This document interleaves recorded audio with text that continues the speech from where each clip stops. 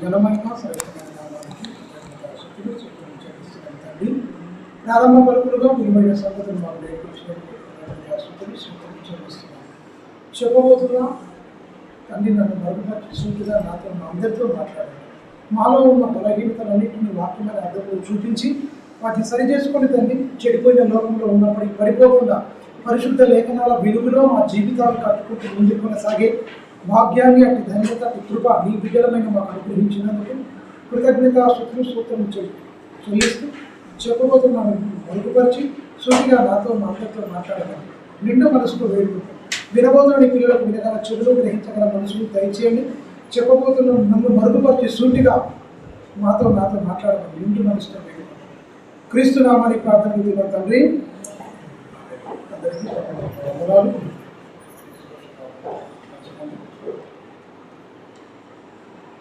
కీర్తనల గ్రంథం 26వ అధ్యాయం.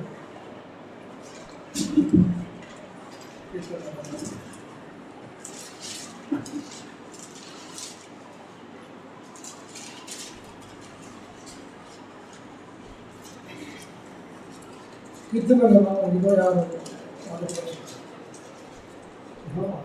యెహోవా నేను యథార్థవంతుడై ప్రవర్తించున్నాను. నేను యథార్థవంతుడినై ప్రవర్తించుచున్నాను. నాకు తీర్పు తీర్చుము. ఏమీ సందేహపడకుండా యెహోవా యందు నేను నమ్మిక ఉంచి ఉన్నాను. యెహోవా నన్ను పరిశీలించుము. నన్ను పరీక్షించుము. నా అంతరంగం మీరు గమనించండి. దావీదు అంటున్నాడండి, యథార్థ ప్రవర్తనుడై ఉన్నాడు. అంటే యథార్థత అనేది తను తాను చెక్ చేసుకుంటూ దేవునితోనే మాట్లాడుతుంది. ఎవరు? భక్తుడైన దావీదు. యెహోవా నేను యథార్థవంతుడిని ప్రవర్తించుతున్నాను అంటున్నాడు. నాకు తీర్పు తీర్చుమంటున్నాడు. నేనేమీ సందేహపడక యెహోవా యందు నమ్మిక ఉంచి ఉన్నాను అంటున్నాడు. యెహోవా నీవు నన్ను పరిశీలించి నన్ను పరీక్షించును అంటున్నాడు. మనం అనుకున్నాం అయిపోయినా ప్రార్థనలో, నన్ను పరిశీలించు, నన్ను పరీక్షించు ప్రభువా, నాలో ఉన్న లోటుపాట్లు మీకు ఎత్తి చూపించడం మనం అడిగా మా దేవుడితో. భక్తులు ఎలాంటి ప్రార్థన చేశారు, దేవుడు ఎలా అంగీకరించాడని మనకు ఖచ్చితంగా తెలియాలి. తెలియకపోతే బైబిల్ చేసిన అంటే భక్తులు చేసిన ప్రార్థన వేరే ఉంది, ఇప్పుడు చేస్తున్న ఆనాటి భక్తులు చేసిన ప్రార్థన వేరే ఉంది, నేటి చేస్తున్న భక్తులు చేస్తున్న ప్రార్థన వేరే ఉంది.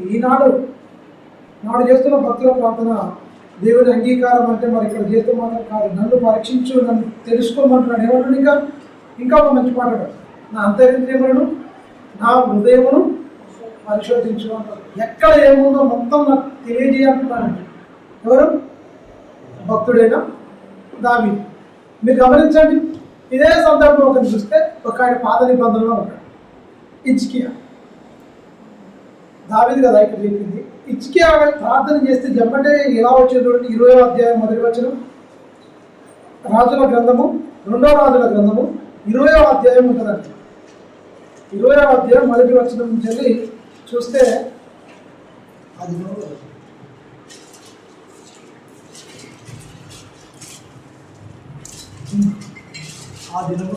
దినములలో హిజ్కియా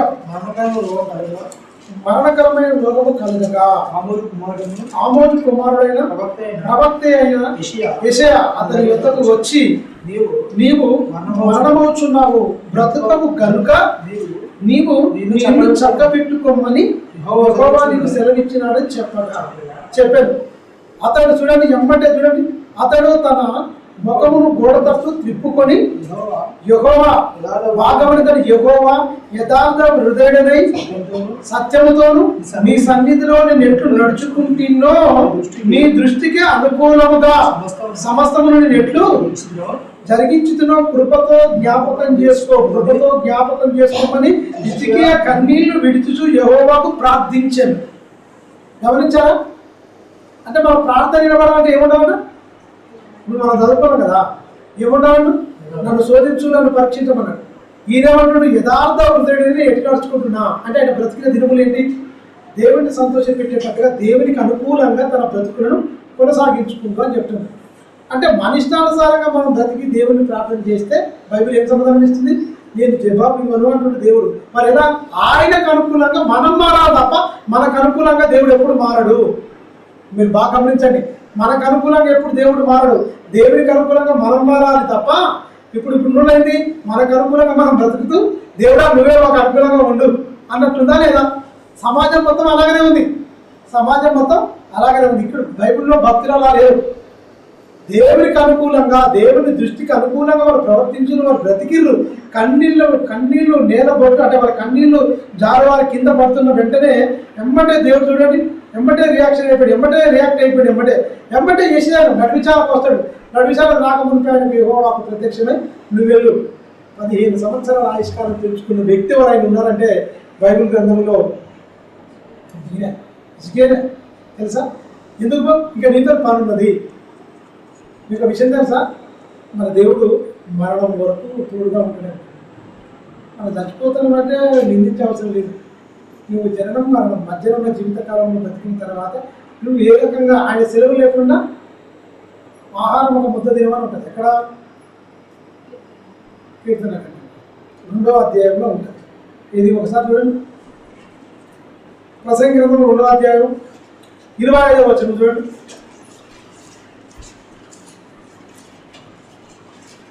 తల వెంటనే కూడా నేను ఉన్నదండి ఆయన సెలవు లేకుండా. 2వ అధ్యాయం ఆయన సెలవు లేక భోజనం చేసి సంతోషించుట ఎవరికి సాధ్యం అంటే అసాధ్యము. ఎవరికి సాధ్యము? నీ వల్ల కాదంటుడు. ఏ జరిగిన కృపాదానం అండి. మనం పండుకొని తిరిగి లేచినామంటే ఉచితమైన దేవుడి కృప. మనం బయటికి వెళ్ళి తిరిగి ఇంటికి వచ్చినామంటే దేవుడు ఉచితమైన కృపే. ఇతనిద్దరు బయటికి వెళ్ళామనుకో ఇంటికి తిరిగి వచ్చే నమ్మకం లేని దినాలు ఇప్పుడు అవునా కాలం.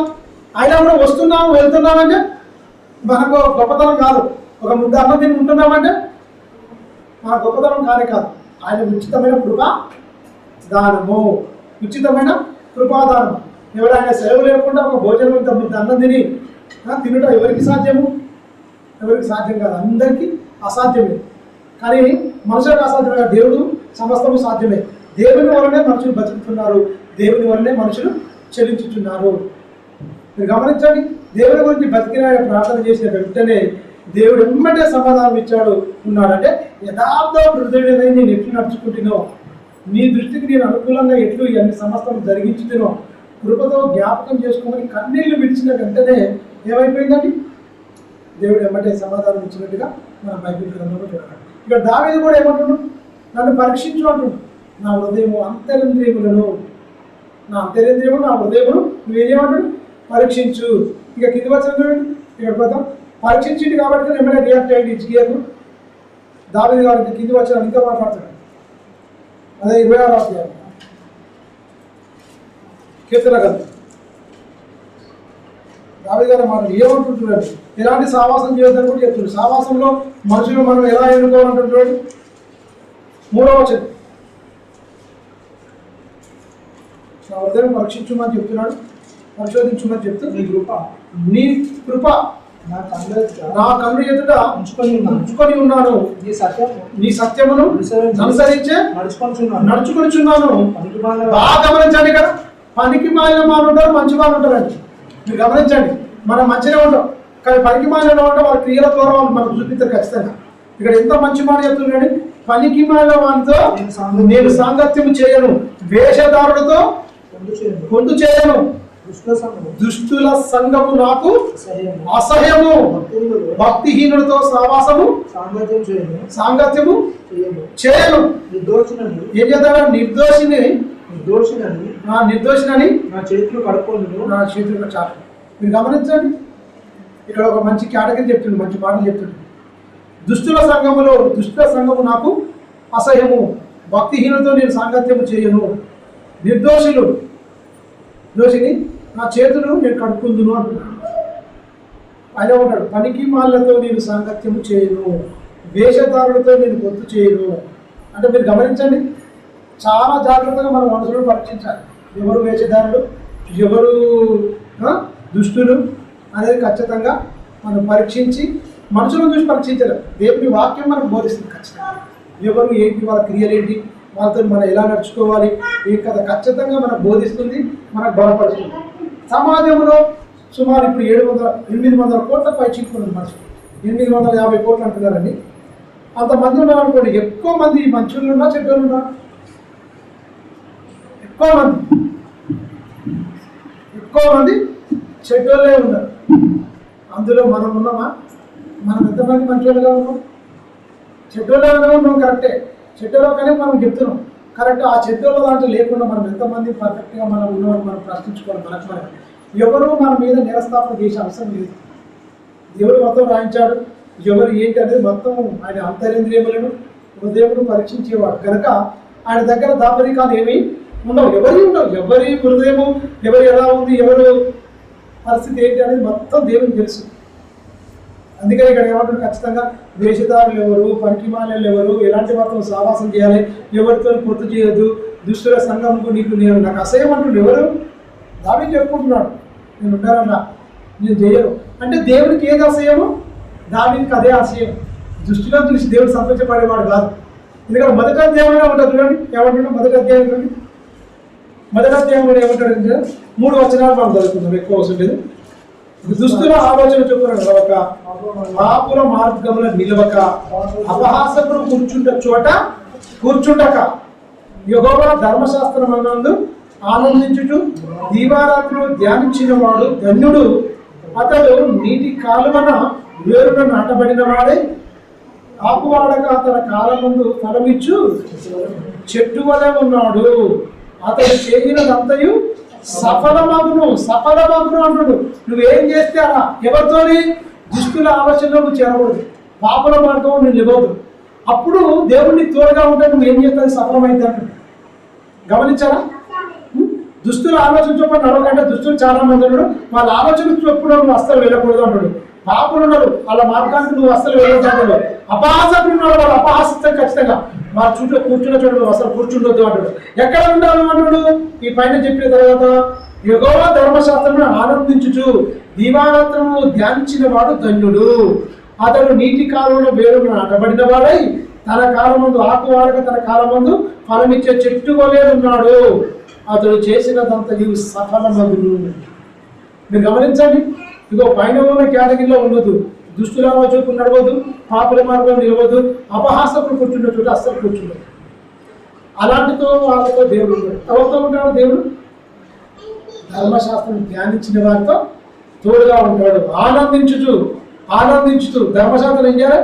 యెహోవా ధర్మశాస్త్రమును ఆనందించుచు దీవారాత్రంలో ధ్యానించిన వాడు ధన్యుడు. యెహోవా ధర్మశాస్త్రం నీకు ఏముండాలి? ఆనందం ఉండాలి. ఆనందం ఉంటే ఏమైపోతుంది? దేవుని ఆలోచనలకు నీ ఆలోచనలకు తోడైపోతుంది. ఖచ్చితంగా నువ్వు లోకం నుంచి వెళ్ళి, దుష్టుల నుంచి వెళ్ళి, పాపుల నుంచి వెళ్ళి, అపహాసకుల నుంచి వెళ్ళి నువ్వు వేరైపోతావు. వాళ్ళతో ఉండాలంటే నీకు అతను ఎవరితో నీకు స్నేహం పూర్తిగా దేవునితో బంధం ప్రవేశించుకుంటావు. అందుకని ఆనందం అంటే ధర్మశాస్త్రంతో ఆనందించుతూ దీవారాత్రము ధ్యానించిన వాడు ధన్యుడు అని చెప్తున్నాడు. అతడు నీటి కాలంలో నాటబడిన వాడై తన కాలమందు ఆకువాడక తన కాలమందు ఏంటంటే ఫలమిచ్చు చెట్టు వలె నుండును. ఆకువాడక తన కాలమందు. ఇప్పుడు ఎండాకాలం అంతా చెట్లన్నీ ఎండిపోతాయి, అడవిలో ఉన్న చెట్లన్నీ ఎండిపోతాయి. కానీ నీటి కాలం నాటబడ్డ చెట్లన్నీ వస్తాయి. ఈ ఎండాకాలంలో శిల్పాల పండుగ తెలుసా? కత్తెర కాలం ఒకటి ఉంటుంది. ఎందుకంటే ఆ చెట్లు దానికి ఉంటే నీళ్ళగా ఉంటేనే అది 2 పంటలు కాస్తుంది. ఎప్పుడైనా సంవత్సరం ఒకసారి వస్తాయి సీతాఫలాలు, ఒకసారి వస్తాయి. కానీ ఎండాకాలంలో కాలువ పొంటిగిన చెట్లు ఉన్నాయనుకోండి, నీళ్లు అందుబాటులో ఉన్నాయనుకోండి, కత్తెర కాయలను కాస్తాయి ఆ పండ్లు. ఏది? చిత్తాల పండు. ఆ నీటి పొంటి ఉన్నదానికే కాస్తాయి తప్ప మిగతా వాటికి అస్సలు కాయాలి. ఎందుకు? సంవత్సరం ఒకసారి అవుతాయి సీతాఫలాలు. కానీ నీళ్ళు ఉన్నాయనుకోండి, ఖచ్చితంగా అది మంచిగా ఫలాలు వస్తాయి. ఇక్కడ ఏమంటుండు? నీ ఆత్మీయత జీవితంలో ఖచ్చితంగా ఫలాలుగా ఉండను. నీ జీవితం అనేది ఎప్పటికీ ఆనందంగా ఉంటుంది, సంతోషం. ఆకువాడక ఒక చెట్టును పోల్చి మానవ జీవితాన్ని పోల్చి చెప్తుండు. ఆకువాడక తన కాలమందు ఫలమిచ్చే చెట్టు వలె నుండు. ఆకువాడక అంటే నీ ఆత్మీయ జీవితం అనేది గొప్పగా ఉంటుంది. నువ్వు కృంగిపోవు. అవమానిస్తే నువ్వు అవమానపడవు. ఖచ్చితంగా అవమానాలు కృంగిపోవు అనేది ఖచ్చితంగా ఇక్కడ చెప్తున్నాడు. ఎందుకంటే ఎండ వచ్చింది అనుకో, బాగా ఏమైపోద్ది? ఆకువాడిపోతే చెట్టు కూడా ఎండిపోద్ది. మళ్ళీ వర్షాకాలం పడితే మళ్ళా ఏర్లు మళ్ళీ పచ్చగా వచ్చేసి చెట్లన్నీ మళ్ళా చూస్తాం మనం. అందువల్ల మానవ జీవితం అనేది దేవుని వాక్యం లేని వాళ్ళందరూ ఏమైపోయినా కదా ఎండిపోయిన చెట్టులాగా ఉందన్నమాట. ఎండిపోయిన వాళ్ళంటే ఏంటి? ఓవర్ నీడ్ ఇవ్వరు. ఆ ఎండిపోయిన చెట్టు దగ్గర నీడ ఉండదు, నీడనివ్వదు, ఫలం ఇవ్వదు. ఇప్పుడు జనాలు ఏంటి అసూయతోని మత్సరంతోని రగిలిపోతున్నారంటే ఏంటి? ఫలము లేని అర్థం. ఆడు ఒక్కరిని ఓరబడిగా మేలోరవాడు. మీరు బాగా గమనించాలి. ఎండిపోయిన చెట్టు దేనికి పనికిరాదు. ఈ వాక్యం లేని వ్యక్తి దేనికి పనికిరాడు. పక్కన చూస్తే ఓరవలేదు. మీరు బాగా గమనించాలి. ఒక చెట్టుతోని ఒక మనిషిని పోల్చి చెప్తున్నాడు. ఎంతో జ్ఞానంతో చెప్తున్నాడు దేవుడు. పుట్టిన చెప్తున్నాడు. తన కాలమందు ఉండు ఆకు వాడక తన కాలమందు ఫలమిచ్చే చెట్టు వలే ఉండు. చెట్టు వలే ఉండు అంటే వాడు ఎప్పుడు ఫలాలే అంటే ప్రేమ, జాలి, దయ, కరుణ, మంచి మాటలతోనే ఉంటాడు తప్ప ఎవరిని చెడు కోరుకోడు, ఎవరిని ముంచాలనుకోడు, ఎవ్వరి గురించి చెడ్డగా ఒక మాట కూడా పలకడు. ఎవరు? వాక్యం అనే నీటి కాలంలో నాటబడిన ఒక మనిషి. ఒక చెట్టు గురించి చెప్తుంది కదా, నీళ్లు వెళ్ళిపోతా ఉంటాయి. అందుకనే వాక్యంతో నీళ్లతో పోల్చాడు, వాక్యంతో తేలుతో పోల్చాడు. వాక్యం ఏంటి? ఒకటే మాంసంతో కూడా పోల్చాడు, కొవ్వుతో కూడా పోల్చాడు, నీళ్లతో కూడా పోల్చాడు, పాలతో పోల్చాడు. మీరు గమనించండి. మధురమైన తేనెతో కూడా పోల్చాడు. అనేకమైన రకాలుగా పోల్చుంటాడు.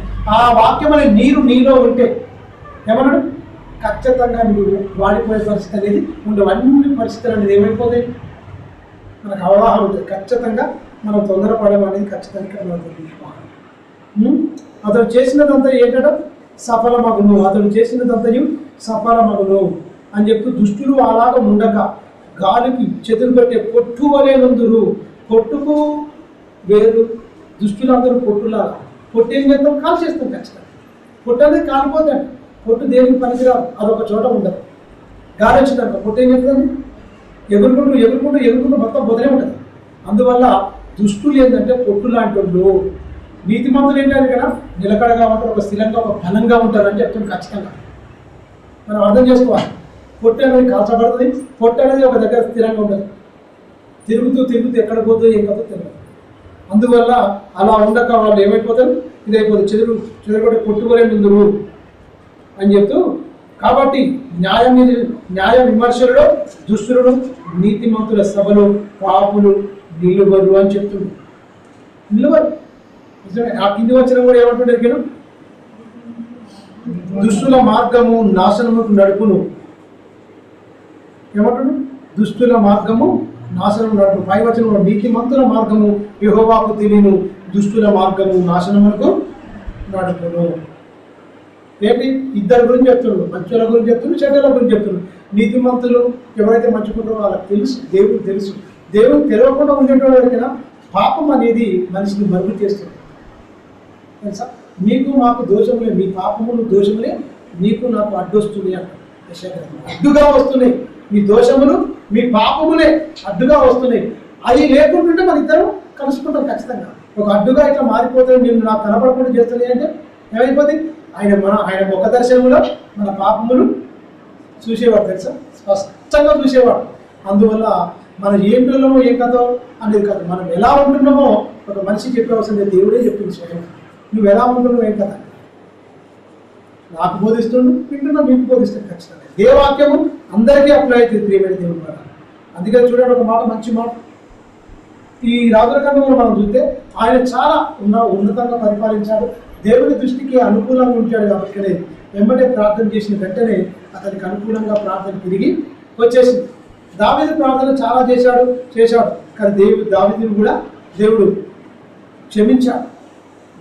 దావీదును దేవుడు క్షమించాడు. కానీ ఒక విషయంలో చూస్తే మాత్రం ఇంటికి పోరు మాత్రం జరిగింది. ఒక విషయంలో ఏమంటే నీ సింహాసనం మీద నిరంతరం నీ వంశంలో ఒకరు రాజుగా ఉండక మానడు అంటాడు. అంటే వాళ్ళు ఎవరైతే దావీదు వంశం నుంచి వచ్చారో సదాకాలం ఉంటాడు. సదాకాలం ఉండేవాడు వేరేవాడు ఎవరికైనా మనుషులు ఉండరు. యేసుక్రీస్తే సదాకాలం ఒక రాజుగా ఆ సింహాసన ఆసీనుడై సంఘములో మనం పరిపాలిస్తున్నాడని మనం చెప్పచ్చు. ఎవరు? శరీర సంబంధమైన రాజ్యాన్ని తీసేసి ఆత్మ సంబంధమైన రాజుగా, ఆత్మ సంబంధమైన సమాజంగా ఇప్పుడు మనం మార్చేశాడు. పాత నిబంధన వేరు, కొత్త నిబంధనకు. పాత నిబంధనకు చూసుకుంటే పాత నిబంధన శరీర సంబంధమైనది, నూతన నిబంధన ఆత్మ సంబంధమైనది. పాత నిబంధన రాజుల ఎవరంటే శరీర సంబంధమైన రాజు కొంతకాలం బతికి వెళ్ళిపోతారు. ఈ నూతన నిబంధన రాజు ఎవరు? ఈయనకు కాలమే లేదు అసలు, ఆయన ఆయుష్కు అంతమే లేదు అసలు. నిరంతరం ఉండేవాడు, నిరంతరము పరిపాలించేవాడు. మనం కూడా ఏంటి ఈ రాజ్యంలో ఉంటే చచ్చిపోతారు. ఆ రాజ్యంలో ఉన్నవాళ్ళు చచ్చిపోయి, కాలగర్భం చచ్చిపోయి. ఈ రాజ్యంలో ఉన్నవాళ్ళు ఆత్మ సంబంధం. క్రీస్తు యేసునందు ఉన్నవాడు ఏమైపోతారు? నూతన సృష్టి. ఆయన తిని ఆయన శరీరాన్ని ఆయన రక్తాన్ని త్రాగినవాడు చనిపోయినాడు, బ్రతుకున్నవాడు నిరంతరం జీవిస్తాడు. ఈ రాజ్యం వేరు, ఆ రాజ్యం వేరు. ఈ రెండు రాజ్యాల్లో ఏది గొప్ప రాజ్యము అంటే యేసు రాజ్యం. గొప్ప రాజు అంటే యేసుక్రీస్తే. గొప్ప పరిపాలన సమానత్వం అంటే యేసుక్రీస్తే. చూపించాడు మొత్తం. ఆయన పరిచయం చేసాడు. దావీదును కొంచెం పరిచయం చేయించుకున్నాడు. రాజుగా ఉండి అందరూ పరిచయం చేసాడు. యేసుక్రీస్తు పరిచారం చేసిండా, పరిచయం చేయించుకున్నాడు. పరిచయం చేసిండండి. మనిషి కుమారుడు పరిచారం చేయించుకున్నాడు రాలేదు, పరిచారం చేయుటకే వచ్చాడు. అనేకులకు ప్రతిగా ఏం చేసిండు? శిష్యుల దావీదు కన్నా గడిగినట్టుందా? లేదు. శరీర సంబంధమైన రాజులు లేదు, ఆత్మ సంబంధమైన రాజులు అందరికీ సమానత్వంగా చూపించాడు. నిన్ననే ప్రవీణ్ పగడాలన్న 2 కంపెనీలు ఉన్నాయట. ఆ కంపెనీ వ్యక్తి మాట్లాడతారు. ప్రతి ఒక్కరు సమానమే. భోజనాలు అందరూ ఒక దగ్గర ఉంటారు. అందరికీ మొత్తం అసలు అందులో తక్కువ అని ముచ్చటే ఉండదు. ఆయన నమస్కారం సాధించా లేదా? లేదు, మన ఇద్దరు సోదరులనే. నా పోస్టును బట్టి మీరు నన్ను గౌరవించవచ్చు, కానీ కాదు, మనం అందరం సమానం అని ఆయన కంపెనీలో కూడా ఆ సమానత్వాన్ని చూపించిన. అందరూ ఒక దగ్గర కూర్చొని తినాలి టేబుల్ మీద. లేదు ఈయన వాచ్మెన్ అక్కడ కూకోవాలి, ఇది లేదు. సమానత్వాన్ని చూపించేటువంటి ఒక దైవ ప్రేమ అర్థమైన వాడు అర్థం చేస్తాడు. ఆ జీతాలు కూడా అందరికీ మంచిగా వాళ్ళకు మెడికల్కి కానీ వాళ్ళ పిల్లలు చదివించడం కానీ ఎలాంటి లోటు లేకుండా చక్కగా చూసుకుంటాట. వాళ్ళు ఇలాంటి వ్యక్తి ఆయన ఎలా క్రీస్తుని చూపించాడని చెప్తారు ఒక మాటలో. ఆయన అక్కడక్కడ సభలో చెప్పాడు. నేను సభలో చెప్పడం కాదు, నిన్ను వల్ల నీ పొరుగు అని తీర్చాను, నువ్వు నా బ్రతుకుల్లో చూపించాలి, మీరందరూ నా చుట్టే ఉండాలి, అందరూ మనకు సమానమే. అదండి దేవుని ప్రేమ అర్థమైన వాళ్ళు అలా చెప్తారు ఖచ్చితంగా. ఇక్కడ మతం లేదు, అసలు ఏమి ఉండకూడదు. అసలు ఈ హెచ్చు తగ్గులు తారతమ్యాలు అనేది ఉండకూడదని ఆయన కంపెనీలో 2 కంపెనీలో సమానత్వం చూపించేయడం మనసులో. ప్రతి మనిషిని కింది స్థాయిలో ఉన్న వారిని కూడా గౌరవించి మంచిగా మాట్లాడతాడు. అవి ఇట్లా ఉండడు ఆయన. అలాంటి వ్యక్తి ఆయన క్రీస్తుని చూపించాడు బ్రతుకుల్లో అని చెప్తారు. ఇంతకుముందు చెప్పాడు బాబు, చనిపోయిన తర్వాత ఎవరు గొప్పతనం ఏంటో తెలిసిపోతుంది. ఆయన గొప్పతనం అనేది ఇప్పుడు ఒక్కొక్కరు చెప్తుంటే ఆశ్చర్యమై 10వ తారీఖు పెద్ద సభ పెడుతుంది అక్కడ, ఆదరణ సభ. రాజమండ్రి భోజనాలు పెద్ద పెద్ద పాస్టర్లు అందరూ అక్కడ వేసుకొని వచ్చిన వేలాది మందికి భోజనాలు పెట్టి ఆదరణ సభ ఒక కూడిక అనేది అక్కడ పెడుతుంది 10వ తారీఖున. గమనించండి, ఎవరో డబ్బులు ఏం పంపించాల్సిన లేదు, సొంతంగా మేము పెట్టుకొని మేము చేసుకుంటాం జ్ఞాపకార్థంగా అని చెప్తున్నాను. మీరు గమనించండి, సమానత్వం చూపించేదే ప్రేమ అండి. ప్రేమ ప్రేమ ప్రేమ అని మాటలు ఉట్టి మాటలు చెప్తే ప్రయోజనం ఏంటంటే క్రియలు లేనప్పుడు, క్రియలే విశ్వాసము మృతం అంటే చచ్చిపోయిందని చెప్పిండు. అంటే ప్రేమను చంపేస్తుంది కానీ ఏదో ఉందని చెప్తున్నారు అంతే. అది కాదు అసలు. ఎందుకంటే క్రియలే విశ్వాసం మృతం అన్నాడు. ఆ మృతమైన అంటే చచ్చిపోయింది. ప్రేమ మనిషిలో చచ్చిపోయినాడు కాదు, మనిషే కాదు. గమనించండి, క్రీస్తు చనిపోయినా కూడా ఆయన ప్రేమ ఇంకా కూడా చనిపోయి తిరిగి లేచింది మొత్తం. చనిపోతూ కూడా ప్రేమించి ఆ మాదిరి చూపించడానికి ఎవరు చూపించగలరు? మీరు గమనించండి, ఆ క్షమాపణ ఎక్కడ పొందుతుంది? ఎవరు చెప్పగలరండి? అందుకని చాలా జాగ్రత్తగా వాక్యాన్ని పరిశీలించాలి. కీర్తన గ్రంథం 7వ అధ్యాయం 8వ వచనం.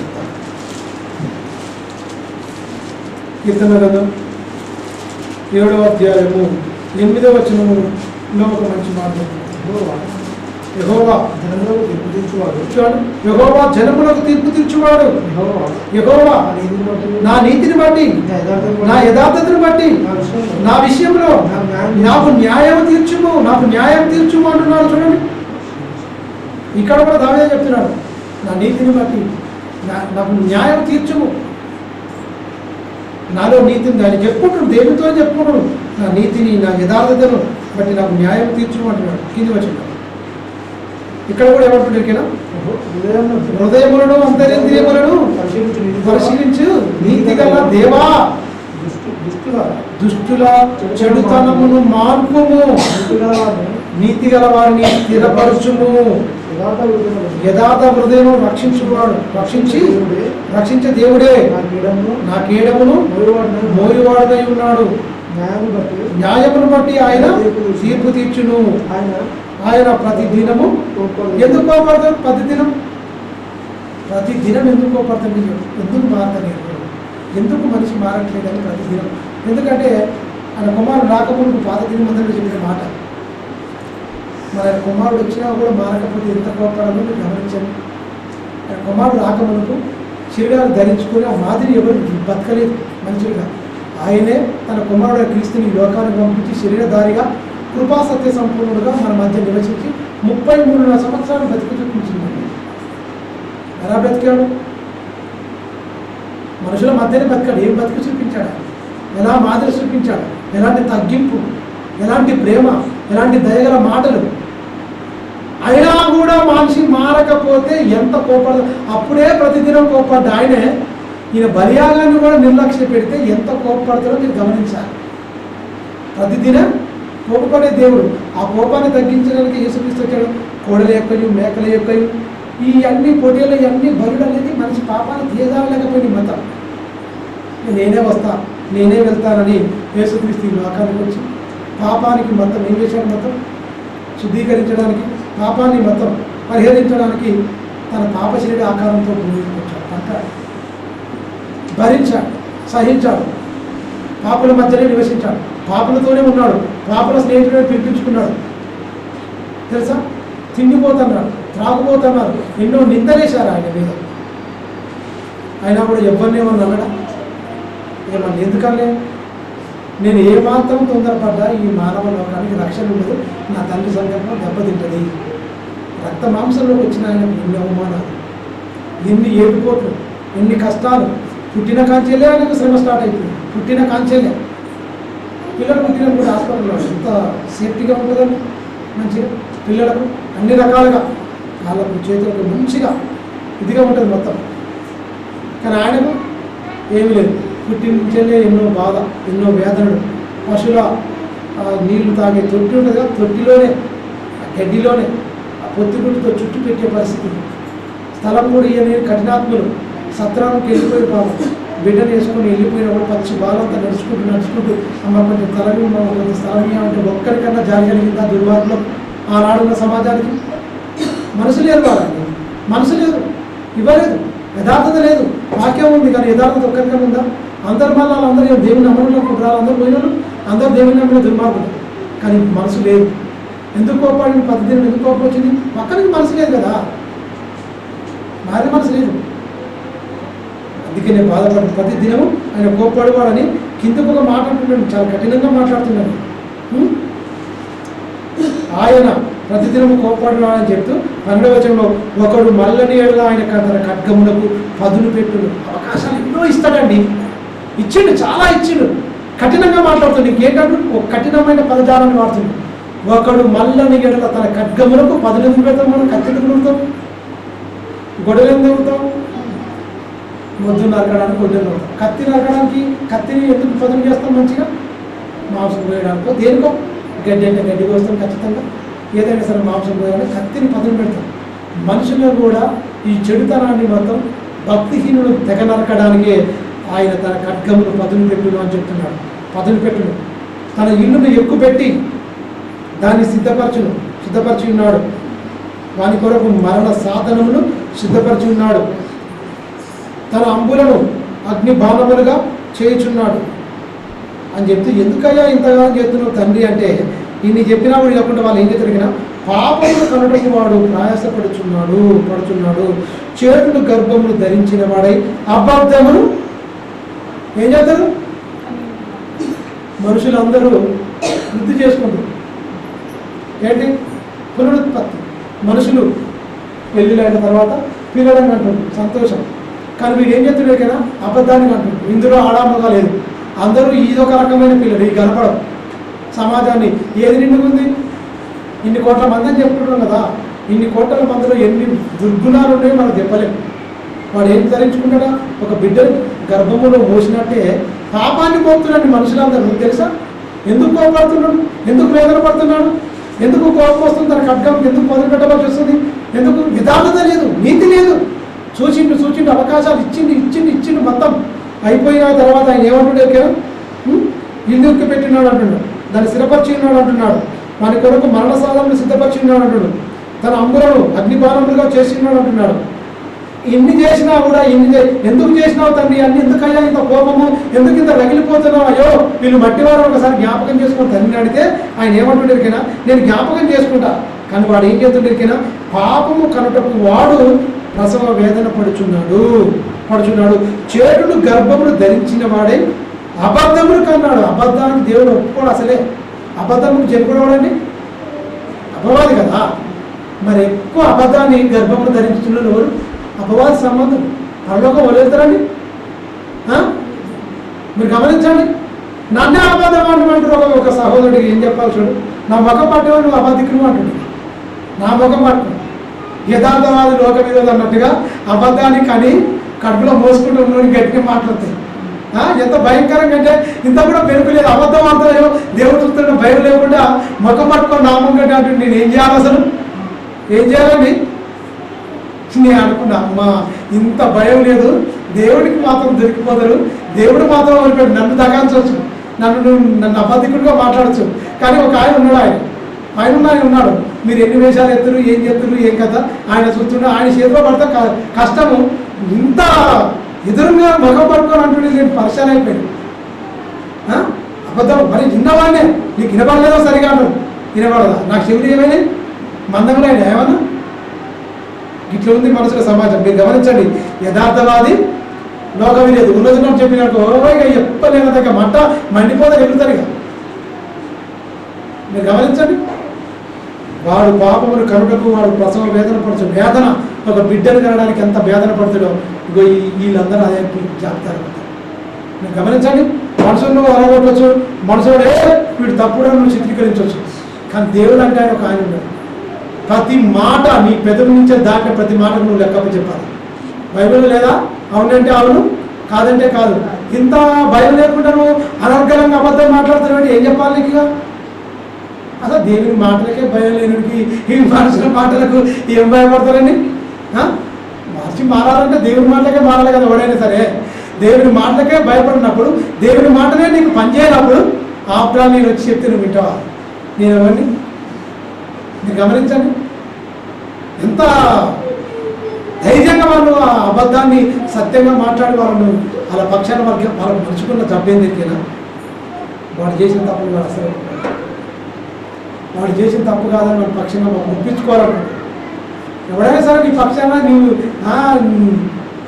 ఏమంటారు కదా, ఎవడైనా సరే నీ పక్షాన మాట్లాడంటే నువ్వు ఎవరైనా మూతి మీద పోతావో లేకపోతే నీ ఇంగిప్పుడు కూడా నాశపడి మాట్లాడచ్చు. తప్పుడు మాటలు మనం ఎందుకు మాట్లాడతాం? అవునంటే అవును, కాదంటే కాదని ఖచ్చితంగా రాయి కుద్దినట్టు మాట్లాడతాం. మధ్యవర్తులు వచ్చిననుకో ఏదైనా సరే ఇచ్చి అట్లా సమర్థించి మాట్లాడతాం. మనం ఉన్నదన్నట్టు మాట్లాడితే వాళ్ళకి గిట్టదే. ప్రియమైన దేవుని పిల్లలు మీరు గమనించండి. అందుకనే ఇక్కడ చెప్తున్నాడు, పాపమును కనుటకు వాడు ప్రసవ వేదన పడుచున్నాడు, చేటును గర్భమును ధరించిన వాడై అబద్ధమును కని ఉన్నాడు. అయిపోయింది. అబద్ధమును అంటే వాడు ఏమైపోతాడు? ఇక మొత్తం ఏమైపోతుంది? వాడు ఎప్పటికీ సత్యం రాడు. సత్యంలోనికి దేవుడే తీసుకురాడు. తెలుసా? అబద్ధమును వాడు మోసి మోసి మోసి వాడికి డెలివరీ అయిపోయింది మొత్తం. ఇక వాడిని మొత్తం అదే అయిపోతుంది తప్ప వాళ్ళలో సత్యం అనేది ఉండదు. ఎప్పటికీ ఉండదు. అది మొయ్యడం, అది మొలకెత్తడమే తప్పు. దాన్ని నువ్వు పిల్లలే కన్నమంటే నువ్వు ఎంత నీ హృదయంలో స్థానం ఇచ్చి నువ్వు దాంతో సంసారం చేసి దాంతో అపవాదంతో నువ్వు చేతులు కన్నావంటే నువ్వు మొత్తం కలుషితం అయిపోయినావు. నిన్ను ప్రక్షాళన చేయడం అసంభవం. తెలుసా? మంచి ఎగ్జాంపుల్ హెచ్ఐవి వచ్చింది అనుకోండి, భర్తకు వచ్చింది అనుకోండి, దుర్మార్గుడు నుండి వచ్చింది అనుకోండి, భార్యతో ఉంటాయి అనుకోండి, పిల్లలకు హెచ్ఐవి, పిల్లలు పుట్టినప్పుడు ఆ పిల్లలకు హెచ్ఐవి వస్తుంది. తెలుసా? రోగం వస్తుంది. తెలుసా? ఈ అపవాదితో ఉండి అపవాదితో సావాసం చేస్తున్న అందరికీ ఇదే. వాడు మొత్తం ఇదే ఉంటాడు. ఇక వాడు మొత్తం చేతులు గర్భం ధరించుకుంటాడు మంచిగా. అది కనబడదు, అది కనిపించదు. ఎప్పుడు క్రీస్తు రాకడలో మొత్తం తెలిసిపోతుంది. అప్పుడు తెలుసుకొని నెత్తి నోరు కొట్టుకున్నప్పుడు ప్రయోజనం అనేది ఉండదు. అందుకని ఆ యేసుక్రీస్తు ఏమంటారు కదా, ప్రతి నేత్రం ఆయన చూసినాం. ఆయన పొడిచిన వాడు కూడా ఆయన చూసినప్పుడు రొమ్ము కొట్టుకుంటే ఏమవుతుంది? కొత్తదా? ప్రకటన గ్రంథం 1వ అధ్యాయం 7వ వచనంలో చెప్పబడుతుంది. ఒకసారి చూడండి. ప్రతి నేత్రం చూస్తాడు. ఈ అబద్ధకులు అందరూ అప్పుడు వచ్చి మాట్లాడతారు, దేవుడు చూస్తాంటే అప్పుడు ఏమంటాడు? చూడండి ఏమంటాడు? భయం లేకుండా కూడా అబద్ధపడుతుంది, బతికిస్తుంటే మనం ఏం చెప్పలేమంటే. ప్రకటన గ్రంథము 1వ అధ్యాయం నాన్న, ప్రకటన 1వ అధ్యాయం చక్కని విషయాలు అక్కడ చెప్తుండండి. పద్మాసి దీపంలో ప్రవాసి అయిన యోహాను గారు 7వ వచనం చదివి, ఇదిగో ఆయన మేఘారూఢుడై వచ్చుచున్నాడు, ప్రతి నేత్రము ఆయనను చూచును, ఆయన పొడిచిన వాడును చూచెదరు. భూజనులు అందరూ ఆయన చూచి రొమ్ము కొట్టుకుందరు. ఆమేన్. అప్పుడు రొమ్ము కొట్టుకుంటే నేను కొట్టుకుంటే ఇక్కడ ఆయుష్కాలం ఇచ్చినప్పుడే ఆయన పాదాల దగ్గర ఉండి అమ్మ తప్పైంది నాయన, ఇలాంటి తప్పుడుగా నేను ఉండనని ఖచ్చితంగా ఏం చేయాలి? ఇదిగా ఉండాలి. మీరు గమనించండి. నువ్వు మనుషులను ఏం మార్చవచ్చు, మనుషులను మ్యానిపులేట్ చేయొచ్చు, మనుషులకు ఏదని చెప్పవచ్చు, మనుషులు ఇది అయిపోవచ్చు. ఆయన దగ్గర మనం ఏం చేయలేమని ఆయన ఒక ఆయన ఉన్నాడు, ఆయన ఇంట్లో ఆయన ఉన్నాడు, ఆయన ఏం చేయలేము. అందుకనే యేసుక్రీస్తు చెప్తాడు, జీవం గల దేవుని చేతిలో కూడా బహు భయంకరం. మీరు ఏమనుకుంటారు అసలు? తండ్రి అంటే ఏంటి, ఆ పరిస్థితి అంటే ఏంటి, ఆ పరిస్థితులు మొత్తం నాకు తెలుసు కనుక నేను చెప్తున్నా. నరకం పరిస్థితులు కూడా తెలుసు ఆయనకు. ఆ నరకానికి అసలు వెళ్ళకూడదనే కదా తప్పించడానికి మహానుభావుడు ఈ లోకానికి వచ్చింది. మహిమను విడిచి మట్టి దేహాన్ని ధరించుకొని ఆ నరకానికి పోతే మీరు తట్టుకోలేరు. తండ్రికి గర్భశోకం మిగిలిపోతే మీరు పరలోకపు తన పిల్లలు, మీరు ఈ లోకానికి వచ్చింది మీరు నరకానికి వెళ్ళిపోవడానికి కాదు, తన చెంతకు చేరాలని, పాపాన్ని విడవాలని, ఆ పాపాన్ని ప్రాయశ్చిత్తం చేయడానికి ఆయన ఈ లోకానికి వచ్చినా కూడా ఆయన రక్తంలో కడుక్కున్న, ఆయన శరీరాన్ని తిన్న, ఆయన రక్తాన్ని త్రాగిన మనలో మారు మనసు లేకపోతే, పాపక్షమాపణ పొందకపోతే పోకుంటాడా? మీరు గమనించండి. ఆయన చేసిన బలియాగం ఏంటి గమనించారా? ఎంత కొట్టారండి అసలు, ఎంత కొట్టారు, ఎంత ఏలన చేశారు. ఏలన చేయాలండి. 9 గంటలు చిలువ వేయబడితే సుమారు 3 గంటలు పైనేనంట. చిలువలు నరక వేదన అనుభవించాడు. మొత్తం నరాలు మొత్తం ఇదైపోయినాయి. మొత్తం బిగిస్తే ఏమైపోతాడు? తలకు మొత్తం మేకులు దిగిపోయినాయి. మొత్తం ఇంత కొట్టింది ఎందుకు? మనల్ నుంచి, పాపం నుంచి రక్షించి పరలోకాన్ని చేర్చడానికి. ఆ బలియాగంలో నేను కదిలేయకపోతే, నువ్వు అబద్ధాన్ని వదులుకోకుండా, నువ్వు అలాగనే మోసపుచ్చములని నీ హృదయంలో పెట్టుకుంటే ఆయన ఒప్పుకుంటాడా? మీరు గమనించండి. మనిషి ఏది బాగా పనిచేస్తుంది? వాక్యం పనిచేస్తలేని మనిషికి. ఇగో ఇది ఎందుకు పనిచేస్తుంది? షేటునే గర్భం నిర్మించేంటే మీరు గమనించండి. నీతి ఎందుకు మనం బతకాలి తెలుసా? జ్ఞానం మన హృదయంలో సుఖ నివాసం చేయాలి. జ్ఞానం. పాపం సుఖ నివాసం చేస్తే అది సర్పబలం మనకు ఆటేస్తుంది, అది విషమైపోతుంది మొత్తం తెలుసా? పగ ప్రతీకారాలు క్రైస్తవులకు అసలు ఉండడానికి వీల్లేదు తెలుసా? ఎన్నో వాక్యాలు ఉన్నాయండి, ఉన్నా కూడా రగిలిపోతుంటే మనం చేసేది చెప్తాం మనం, కానీ మనం ఏం చేయలేము. ప్రియమైన దేవుడు, ప్రతి నేత్రం అప్పుడు చూసినా కూడా ప్రయోజనం మనం ఏం లేదు. 6వ వచనంలో ఉన్నాను, 2 మొదటి దేవం 6వ వచనంతో చెప్తే మనము ప్రేమించుచు తన రక్తం వలన మన పాపముల నుండి మనను విడిపించిన వారికి మహిమయు ప్రభావములు యుగయుగములు కలుగునుగాక ఆమేన్ అని చెప్తుండు. మీరు గమనించండి. మన పాపం మనల్ని ఎందుకు ప్రేమించాడు? మరణమైనంతగా ప్రేమించాడు. మరణం కంటే బలమైంది ప్రేమ తెలుసా? మరణాన్ని ఓడించిందండి. పాపాన్ని, తన శరీరాన్ని తను గెలవడం చాలా గొప్పది. ధైర్యం. బలం అంటే ఏదనుకుంటున్నాం? ఆత్మ మనోబలం, ఆత్మ మనోబలం చాలా గొప్పది. శరీర బలం అనేది కొన్ని రోజులు ఉంటుంది, విడిపోద్దండి. కానీ ఆత్మీయంగా మన ఆత్మ మనోబలం అనేది చాలా గొప్పది. అన్నిటి జయించగలం. శిలువను మోసుకుంటూ వెళ్ళిపోయి పాపాన్ని ఎంతోమంది ఏడాది చేసినా ఎన్ని చేసినా కూడా శిలువను మోయడం కాదు, ఈ లోక పాప భారం మొత్తం ఆయన మీద పడ్డది, మోపబడింది తెలుసా? ఎంత వేదన పడ్డాడు మహనీయుడు. అందుకని చూడండి, ప్రేమిస్తున్నాడు అట. 6వ వచనం, మనలో ఆయన ప్రేమించి తన రక్తం వలన మన పాపముల నుండి మనలను విడిపించింది. మహిమయు ప్రభావములు యుగయుగములు కలుగునుగాక ఆమేన్. ఆయన మనలను తన తండ్రి అయిన దేవునికి ఒక రాజ్యముగాను యాజకులుగాను చేసాను. పాత నిబంధనలో ఒక కుటుంబమే చేయాలి. ఇప్పుడు ప్రతి ఒక్కరు యాజకుడే, ప్రతి ఒక్కరు దేవుని పిల్లలే, ప్రతి ఒక్కరు వాక్యం చెప్పవచ్చు. అక్కడ ఒకే కుటుంబం చేయాలి పరిచర్య, లేవి కుటుంబం. ఇప్పుడు ఎవరు? ప్రతి ఒక్కరు. యేసుక్రీస్తు లేవి కుటుంబంలో పుట్టినవాడు కాదు. ఆ గోత్రం గురించి మోసే ఏం చెప్పలే. ఈయన యూదా గోత్రంలో పుట్టినవాడు, మెల్కీసెదెకు క్రమంలో చేరినవాడు యేసుక్రీస్తు. గమనించారా? మెల్కీసెదెకు క్రమంలో చేరినవాడు. మెల్కీసెదెకు అనేవాడు కూడా అంటే అనేటాయన కూడా యేసుక్రీస్తు శరీరాన్ని ధరించుకొని అబ్రహాముకు దర్శనమిచ్చిన ఆయన. అందుకే 7వ అధ్యాయంలో ఆయన తండ్రి లేనివాడు, తల్లి లేనివాడు, భూమి మీద వంశావళి లేనివాడు అని ఎబ్రీ పత్రికలో 7వ అధ్యాయంలో రాయబడతాయి ఆయన గురించి సంపూర్ణంగా. 14వ అధ్యాయంలో ఆదికాండంలో రాయవాలే, కానీ ఈ 7వ అధ్యాయంలో ఎవరు ఈయన ఏంటి అంటే యేసుక్రీస్తే అని ఉంటుంది ఖచ్చితంగా. ఒక మామూలు శరీరాన్ని ధరించుకొని వచ్చిండు, షాలేము రాజుగా, నీతికి రాజుగా వచ్చిండు ఆయన. ఆయన క్రమంలో చేరిన వాడుగా ప్రధాన యాజకుడు నిరంతరము యాజకుడై ఉన్నాడు. మీరు గమనించండి, ఆయన చెప్తుండండి, మనందరినీ యాజకులుగా చేసిండు, మొత్తం పాపం నుండి విడిపించిండు, మళ్ళా పాపంలో పోతే ఊరుకుంటాడా? విడిపించడం అంటే సూచక్రియ చేసుకున్నా, ముట్టుకుంటూ పోయిందా, పట్టుకుంటూ పోయిందా? ఆయన యథార్థంగా బ్రతికాడు, చూపించాడు. యేసుక్రీస్తు ఎలా బ్రతికిందో దానికి తెలియదు, హిజ్కియాకు తెలియదు. పాత నిబంధనలు 39 పుస్తకాల్లో బతికిన వారికి ఎవరికి తెలియదు. కొత్త నిబంధనలో వచ్చిన వారు మనందరికీ తెలుసు ఆయన ఎలా బతికాడు, ఏం బోధించాడు. వాళ్ళకు ఉన్నాయా అండి?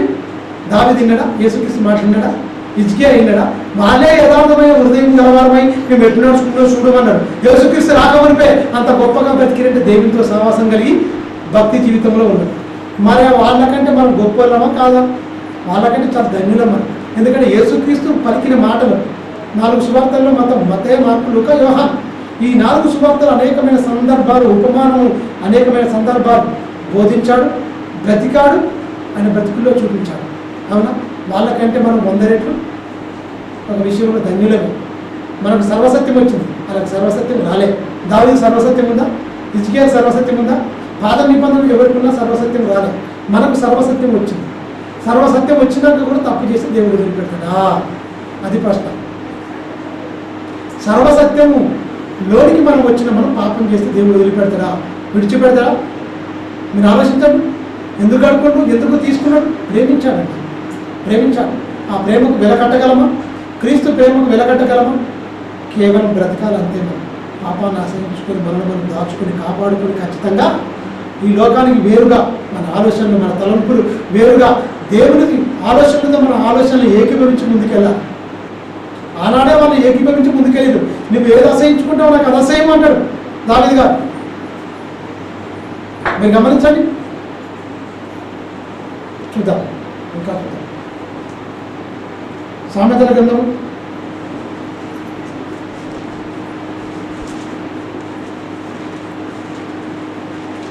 29వ అధ్యాయం. సామెతల గ్రంథం మంచి మాటలు నెరవేరడం.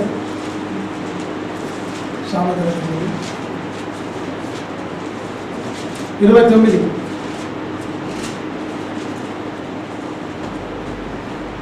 సామెతల గ్రంథం 29:25 వచనం.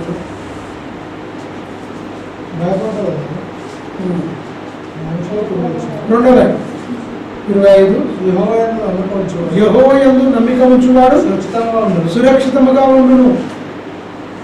మీరు గమనించండి, యెహోవా యందు నమ్మిక ఉంచువాడు సురక్షితముగా ఉండును అని చెప్తున్నాడు.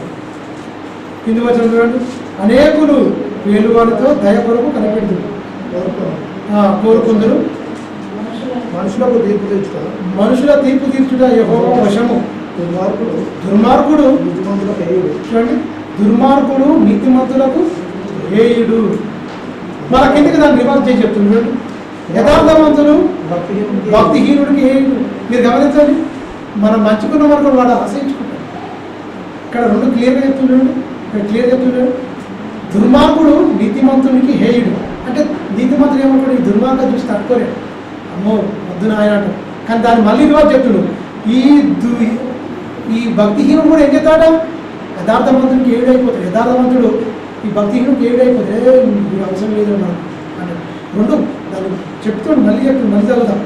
దుర్మార్గుడు నీతిమంతుడికి ఏయుడు అని చెప్తూ యథార్థవంతుడు భక్తిహీనుడికి ఏయుడు.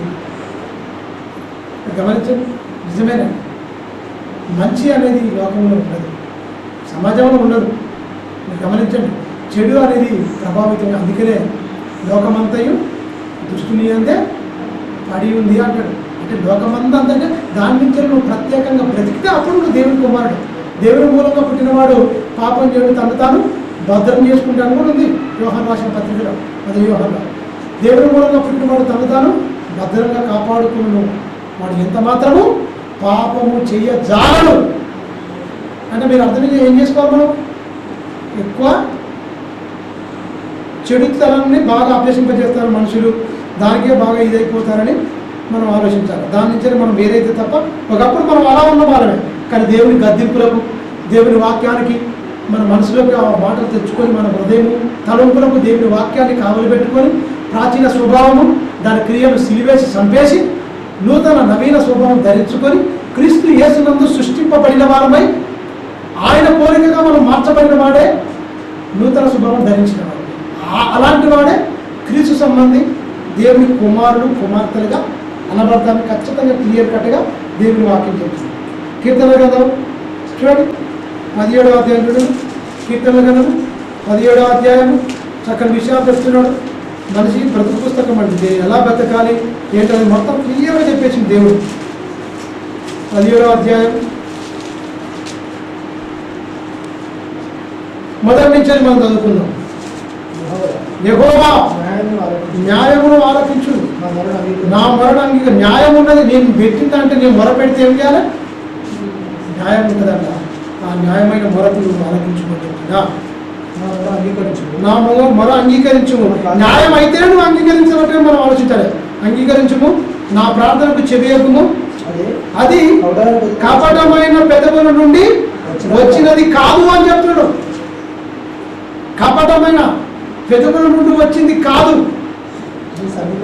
నీ సన్నిధి నుండి నాకు తీర్పు వచ్చును కాక. ఒకవేళ నాలో కపటం ఉంటే, నేను అన్యాయం అయితే, నీ సన్నిధి నుండి నాకు తీర్పు వచ్చును కాక అని కోరుకుంటున్నట్టే ఎంత భక్తి మీరు గమనించండి. ఇది కూడా దాని చెప్తుండే, నీ కను దృష్టి న్యాయముగా చూసును.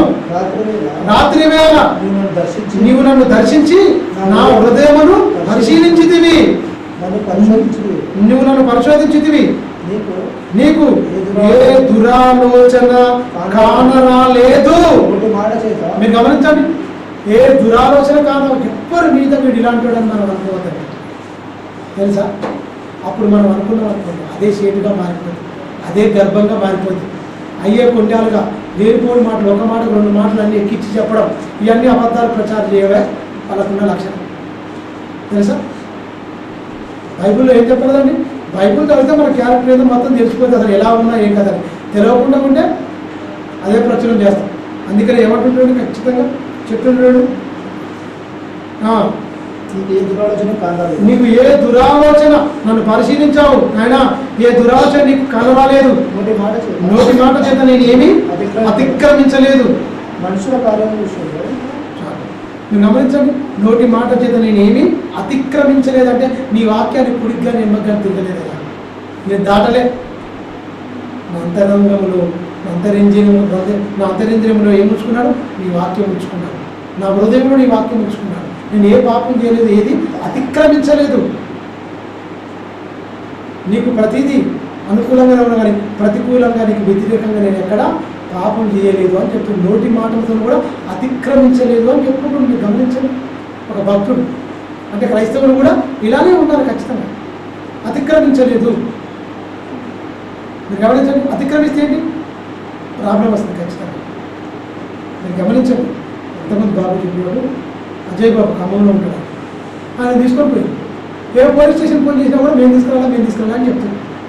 పోలీస్ స్టేషన్ ఏ పోలీస్ స్టేషన్ తీసుకున్నారు. మీరు గమనించండి, మన రోషము మన పౌరుషము దేని మీద ఉండాలి? ఇక్కడ మన యుద్ధము దేని మీద ఉండాలి? మన శరీరం మీద మనం ప్రకటించుకోవాలి, పాపం మీద ప్రకటించుకోవాలి. ఏమన్నా ఎరికైనా మీరు ఇంకను పాపంతో మీ రక్తము చిందినంతగా మీరు పోరాడలేదు అంటాడు. మీరు పాపంతో ఎలా అంట ఇంకా రక్తం కారినంతగా మీరు పోరాడలేదు అంటాడు ఎపిపతికలో. అంటే ఏం చేయాలి? రక్తము పోరాడినంతగా మనం కారినంతగా మనం పోరాడాలి పాపంతో. మన పౌరుషము మన దేని దగ్గర ఎవడు తప్పు పట్టి మీరు తప్పు చేసిన ఎవడో కేసు పెట్టి అవసరం లేదా? ఎవడో కేసు పెట్టేంత పరిస్థితులు మనం ఎందుకు మాట్లాడాలి? ఎందుకు మనం కంట్రోల్ తప్పాలి? ఎందుకు మనం మాటలు అనవసరంగా రాలి? తెలియదా? లోకమంతా ఏమన్నాడు యేసుక్రీస్తు? ఏమన్నాడు? గొర్రె పిల్లల మధ్య అంటే గొడేల మధ్యకు గొర్రె పిల్లల మధ్యనట్టు మిమ్మల్ని పంపిస్తున్నాను. పాముల వలె నిష్కాపట్టిలో ఉండండి. పాముల వలె వివేకం కలిగి పావురం వలె నిష్కాపట్టిలో ఉండండి. మనుషుల గురించి జాగ్రత్త పడి. మనిషి అంటే ఇలాంటి వాడు, నేను చంపేటోడు, నేను చీల్చేస్తాడు ఖచ్చితంగా. చెప్పలేదా? చెప్పాడు, చాలా జాగ్రత్తగా ఉండు, మనుషుల విషయమై జాగ్రత్త అన్నాడు. అంటే నువ్వు ఎప్పుడు పంచుకుంటున్నాడు? ఇంటికి వాసన సందుంటే దాన్ని జ్వరపడతాడా? నువ్వు నీ మాటల్లో కూడా తక్కువ అవుతాయి బాబు. నువ్వు ఎవరివి? నువ్వు లోక సంబంధివా? నీ రాజు లోక సంబంధి కాదు. ఇక్కడ నీకు న్యాయమే జరగదు, ఎవరు నీకు న్యాయం చేయడు. సర్వలోక నీతిగా న్యాయాధిపతి ఒక ఆయన ఉన్నాడు. ఆయన న్యాయం చేస్తాడు. ఆయన న్యాయమైన త్రాసు ఆయన ఉంటుంది. ఆయన చేస్తాడు. ఇక్కడ ఉన్నవారు కాదు, డబ్బు కమ్ముడు పోతాడు. అధికారం ద్వారా కూడా ఉంటుంది. మనకు అధికారం లేదు, ధనబలం లేదు, జనబలం లేదు.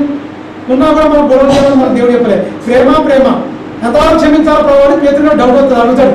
ఎన్నాళ్ళు అడిగినా 77 ఏళ్ళ మట్టుకు, 77 ఏళ్ళ మట్టుకు అంటే ఒక లైఫ్ టైం జీవితం మొత్తం క్షమించాలన్న బైబిల్లో ఉన్నది.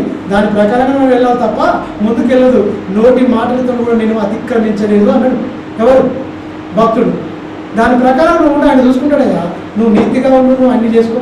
దేవుడు అప్పుడు ఇప్పుడు నిరంతరం నేను తప్పించడానికి, నేను రక్షించడానికి, ఎవరినో లేపడానికి దేవుడు ఉంటాడు. నువ్వే మొత్తం ఏదో మాటలు తప్పిపోతే ఎట్లా? ఎవరికో అవకాశం ఎందుకు ఇవ్వాలి? వాడుకు. ఇప్పుడు మనమంతా దేవునికి సంబంధులము, జ్ఞానవంతులము, బుద్ధి జ్ఞానము, సర్వసంపదలు క్రీస్తునందు గుప్తములై ఉన్నాయి. ఆయన శరీరాన్ని తింటున్నాము, ఆయన రక్తాన్ని పానీయంగా మనం తీసుకుంటున్నాము. అలాంటప్పుడు మనం ఎంత జాగ్రత్తగా ఉన్నాము. ఎవడో మనం మాటల్లో తప్పు పట్టుకునేటట్టుగా మనం ఎందుకు అవకాశం ఇవ్వాలి అంట. ఇవ్వకూడదు కదా. అలా ఇచ్చిందని ఏమంటుండు? దుష్టుడు బుద్ధిహీనుడు. వాళ్ళు ఏది పడితే అది మాట్లాడతాను కూడా చెప్పిండు. నీతి మంత్రులు ఏం మాట్లాడుతుందో చెప్పిండు, బుద్ధిహీనులు ఏమో మాట్లాడతారు. మనం బుద్ధిహీనుల జాబితాలోకి ఎందుకు వెళ్ళాలి?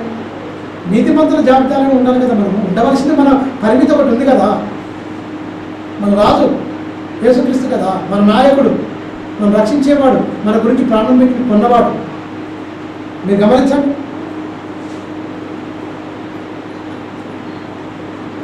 యేసుక్రీస్తు కదా, ఎంత జాగ్రత్తగా ఉన్నారు మనం. అలా భార్య ఒక బిడ్డను భుజం మీద వేసుకుని ఒక బిడ్డను చేతులు పట్టుకుని పరిస్థితి మనం నమ్మి కొంతమంది వచ్చిరే బాబు, నువ్వేదో పోయి ఏదో చేసుకుంటే కుదరదు. ఎందుకు అవకాశాలు? పాపం మీద నువ్వు పోరాడు. ఎవరు నీ మీద ఏది చూపించకుండా ఉండు. యేసుక్రీస్తుని తప్పు పట్టుకున్నదో మొత్తం ఎలా వచ్చారండి? వృషములు అని ఉంటుంది. ఇవేరు అదే వృషములు అంటే అర్థమేంటి? ఎడ్లు గిత్తలో చెడా పొడుతాయో సేమలాగా కుక్కలు నన్ను చుట్టుకుంటాడు. కుక్కలు వచ్చి నన్ను చుట్టుకున్నాయి మొత్తం.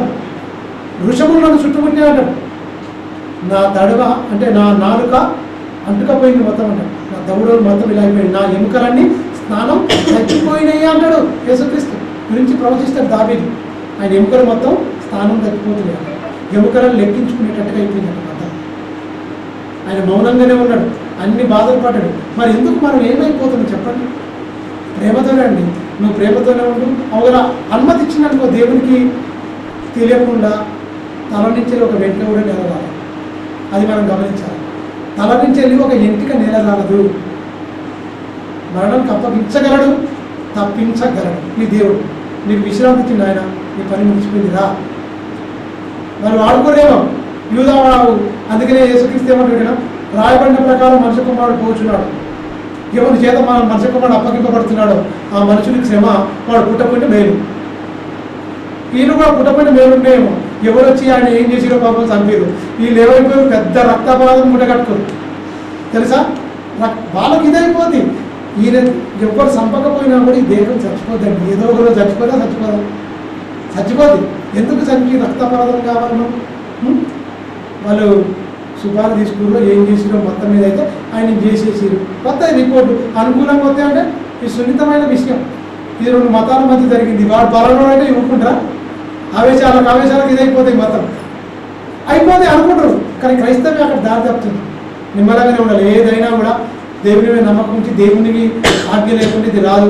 అనుమతి ఇచ్చినా దేవుడే ఇచ్చిండొచ్చు, పోనీ వెళ్ళిపోవాలి అంతే తప్ప మనం ఏం చేసినా కూడా కుదరదు. ఎందుకంటే అది కోల్పోతాం.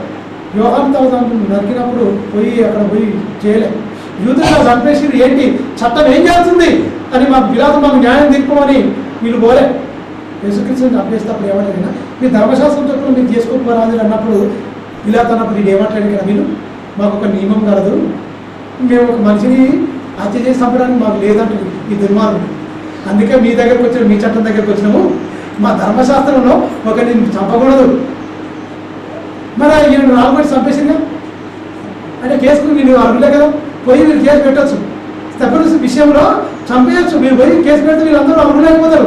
ఏమైనా అప్పుడు యేసుక్రీస్తుని తీసుకొచ్చి సిరివేసిరు, మాకు అప్పగించారు. మీరు రాళ్ళతో పెట్టి ఒక మనిషిని చంపడానికి వీళ్ళేదన్నారు కదా. అక్కడ లా పట్టుకుని వీళ్ళు వాదించవచ్చు ఖచ్చితంగా. ఎవరు? స్టెఫెన్ విషయంలో కిమ్మనుకుంటే అందరూ వెళ్ళిపోయారంట తెలుసా. ఏం వాళ్ళే సైలెంట్గా వెళ్ళిపోయారు. ఎందుకు వెళ్ళిపోయారు? వెళ్ళిపోయారు, దేవునికి అప్పగించుకుని సైలెంట్గా వెళ్ళిపోయారు తప్ప తీర్చుకోవాలంటే ఎందుకు? మన రాజ్యం ఈ లోక సంబంధమైంది వెళ్ళిపోవాలి. మరణించడానికంటే మామూలు విషయం అని కొడుతున్నా కూడా తప్పుకోవాలంటే ఎంత ధైర్యం ఉండాలి. చంపుతానని తెలిసినా కూడా మరణానికి వెళ్ళిపోయాడు. ఎవరు వెతుకుతున్నారు అంటాడు యేసుక్రీస్తు. గిచ్చపని తొడుకొచ్చాడు, ఎవరు వెతుకుతుంటే నేనే అంటాడు యేసుక్రీస్తు. దాక్కోలే. అదండి ధైర్యం అంటే. అది తెలుసా? పారిపోయేవాడు బలం ఉంటే ఏం లాభం? మరణం కూడా నవ్వుతూ స్వీకరించిన వాడు అదే ధైర్యం. వాళ్ళు బలవంతులు. వీళ్ళందరూ కొట్టుడు తిట్టుడు బలం కాదండి. మరణానికి తెలిసిపోయి మరణానికి తగ్గుతారు, అప్పగించుకోరు. ఆయన ఒక మాట అంటే కదా, ఎవడు నా ప్రాణము తీసుకోడు, నా అంతటి నేనే దాన్ని పెడుతున్నాను, దాన్ని తిరిగి నా అంతటి నేనే దాన్ని పొందుకుంటా. పెట్టడానికి తిరిగి నేను తీసుకోవడానికి నాకు అధికారం నాకు తెలుసు. కానీ ఆ వేదన భరించలేని వేదన అంతకంటే గొప్పది ఇంకేమైనా ఉందా? అందుకనే విశ్వాసముల కర్త దాన్ని కొనసాగించుకోవడం యేసు వైపు చూడండి. ఆయన వైపు చూస్తే ప్రాబ్లం ఉండదు. ఆయన వైపు చూడకపోతే ఎండొస్తాయి మనకు. ఆవేశంగా రగిలిపోవచ్చు. కానీ వాళ్ళ భార్య కూడా మంచిగా మాట్లాడింది, చాలా మంచిగా మాట్లాడింది. అంత వేదన ఉన్నా, కడుపులో బాధ ఉన్నా, పిల్లలు చిన్నపిల్లలైనా ఎన్నున్నా సరే కానీ వాళ్ళు క్షమించేయండి అన్నట్టు మామూలు విషయం. దొరికినా కూడా పలానా తెలిసినా కూడా వాళ్ళు ఏమంటుంది, వదిలేసేయండి, వాళ్ళు ఏం శిక్షించకున్నట్టు.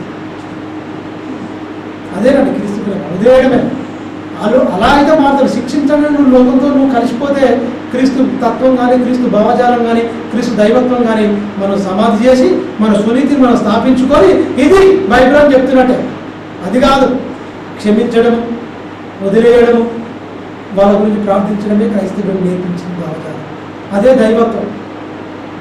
ప్రార్థించుకోవడం మీ పని కాదు, మీకు దాన్ని చేయొద్దన్నాడు. అసలే శపించిన మనసు అయితే దీవించే మనసు మీకు ఉండాలని చెప్పింది. అది ఎప్పుడవుతుంది? 66 పుస్తకాల్లో మనకు దేవుని మనసు మనకు బాగా అర్థమైతే యథార్థంగా ఎలా నడుచుకోవాల్సి వస్తుంది, ఎలా ప్రార్థన చేసి దేవుడు వింటాడో, ఆయన భావజాలం మొత్తం మనకు, ఆ దైవపు లక్షణాలు మొత్తం మనకు అర్థమైపోయి దాని ప్రకారం మనం జీవించడానికి ముందుకు కొనసాగడం చాలా మంచిగా ఉంటుంది. మీరు గమనించండి, చూద్దాం. పరిశీలించి తెలుసుకున్నాడు. అయితే నా నోటి మాటతో నేను అతిక్రమించలేదు అని చెప్తున్నాడు. మీరు గమనించండి. నీ మాటలను బట్టి నన్ను నేను కాపాడుకుంటున్నట్టున్నాను. 4వ వచనం కింద ఏమంటాడు కదా, నీ మాటలను బట్టి నన్ను నేను కాపాడుకుని ఉన్నాను. నీ మార్గంలో యందు నడుపుము, నా నడకలను స్థిరపరిచి ఉన్నావు, నా కాలు జారలేదు. అంత మంచి మాట. చాలా చూడండి, ఒక మంచి మాట చూసుకొని ముగించుకుందాం. 48వ కీర్తన. వీళ్ళందరికీ ఒక మంచి మాట మనందరికీ మన దేవుడు ఏం చెప్పిందో ఒకసారి చూసుకొని ముగించుకుందాం. 48వ కీర్తన ఎలా తోడుగా ఉంటాడు, అని ఎలా బ్రతకమంటున్నాడు ఏంటి అనేది చివరి వచనం. 48వ కీర్తన 13, 14. ఈ దేవుడు సదాకాలం మనకు తోడై ఉన్నాడు. మరణం వరకు ఆయన మనలను మీరు గమనించండి. మరణం వరకు మనం నడుపును. శ్రద్ధకు మెషకరు అగ్నిలో వేసేసింది మొత్తం.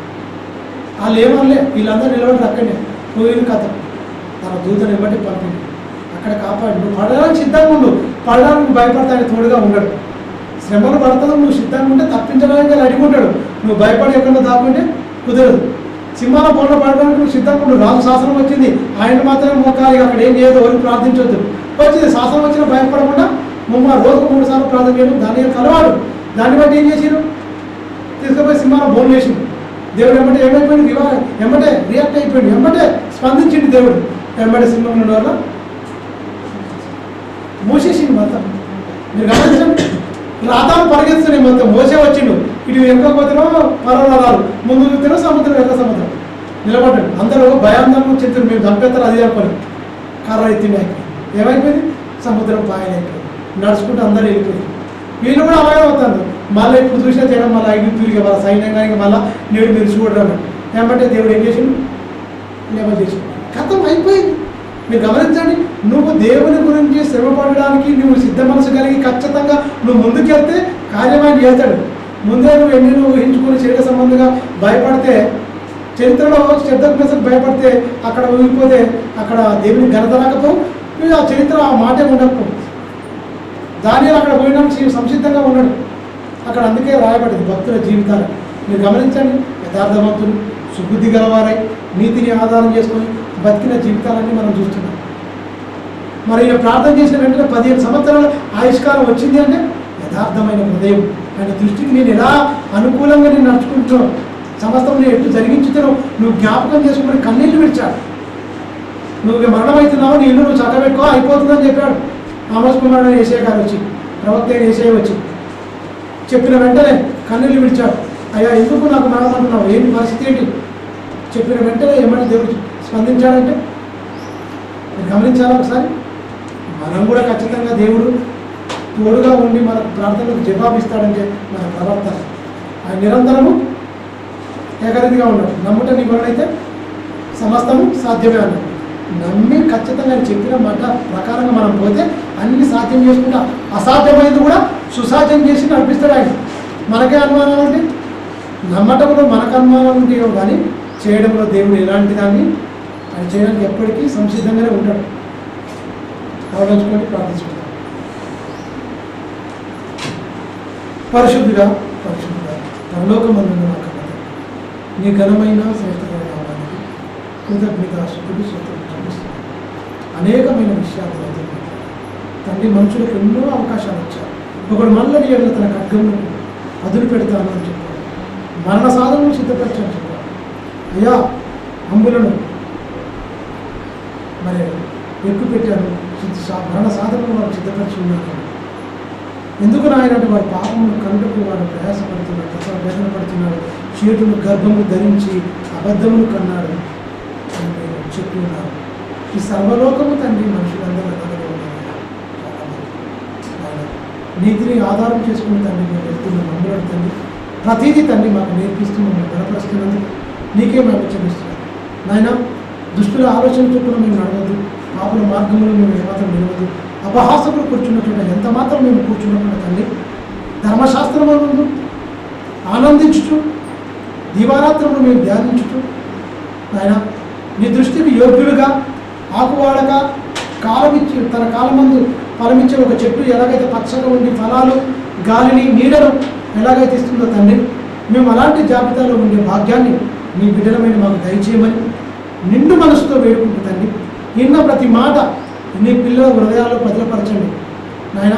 ఉన్నతమైన నీ మాటలకు తండ్రి నీ పిల్లల హృదయాలు నాటి తండ్రి నీ మహిమ కొరకు ప్రతి బిడ్డను వాడుకోమని నిండు మనసుతో వేడుకుంటూ మమ్మలను, మా కుటుంబాలను, మా పిల్లలను, మాకు కలిగిన సమస్తము నీ దయగల హస్తాలకు తండ్రి నీ బిడ్డలమైన మమ్మల్ని మేము అప్పగించుకుంటూ సమస్తం నీ చిత్తానుసారంగా బతుకులు జరిగించమని నిండు మనసుతో వేడుకుంటూ తండ్రి, మరి వచ్చే ఆదివారం 13వ తారీఖు తండ్రి జరగబోతున్న తండ్రి మా దగ్గరనే నాయన చర్చి ఆధ్వర్యంలో జరగబోతుంది తండ్రి. మరి అనేక 8 సంఘాల వారు మా దగ్గర రాబోతున్నారు తండ్రి. మరి చక్కని భోజనాలు వాళ్ళకి ఏర్పరిచి తండ్రి మంచి మాటలు మరి చెప్పడానికి తండ్రి సహాయం దయచేయండి. మా దగ్గర చెప్పబోతున్న దైవ సేవకులకు నీ ఆత్మ ప్రభావంతో నింపి మనిషిలో ఉన్న భక్తిహీనతను తొలగించి భక్తిని పెంపొందించే మంచి మాటలు తను చెప్పులాగన నీ నోటి బూరగా వాడుకోమని నిండు మనసుతో వేడుకుంటూ నీ దయగల హస్తాలకు తండ్రి అప్పగించుకుంటూ, అయ్యా మేము కొద్దిమందిమే ఉన్నప్పటికీ తండ్రి నాయన మాకు భాగ్యం అనేకులకు మంచి రుచికరమైన భోజనాలు వండిపెట్టడానికి తండ్రి నీ పేరుతో వచ్చిన వారికి దీనిని చన్నీళ్ళు ఇస్తేనే తండ్రి ప్రతిఫలం పోగొట్టుకోరని చెప్పావుగా తండ్రి. మంచి భోజనాన్ని, రుచికరమైన భోజనాన్ని ప్రభు నీకు చేసినట్టు మేము ఆనందంతో సంతోషంతో మంచి భోజనాలను తండ్రి ఏర్పాటు చేయడానికి తండ్రి సహాయం దయచేయమని నిండు మనసుతో వేడుకుంటూ వాతావరణాన్ని అనుకూలపరిచి తండ్రి మీకు మహిమకరంగా మా కుటుంబాలకు దీవెనకరంగా జరిగించుకోమని నిండు మనసుతో వేడుకుంటూ మహిమ ఘనత ప్రభావమును నీకే ఆరోపిస్తూ నీ దయగల హస్తాలకు మమ్మలను, మా కుటుంబాలను, మా పిల్లలను, మా కలిగిన సమస్తం అప్పగించుకుంటాం. క్రీస్తునామానికి ప్రార్థన అడుగుతున్నాం తండ్రి. ఆమేన్. మా తండ్రి దేవుడి ప్రేమ, కుమారుడైన యేసుక్రీస్తు వారి కృప, పరిశుద్ధాత్మ దేవుని అన్యున్న సహవాసం సదాకాలం మనందరికీ తోడైండి, సర్వసత్యం నడిపించి సత్యమందు ప్రతిష్ఠించి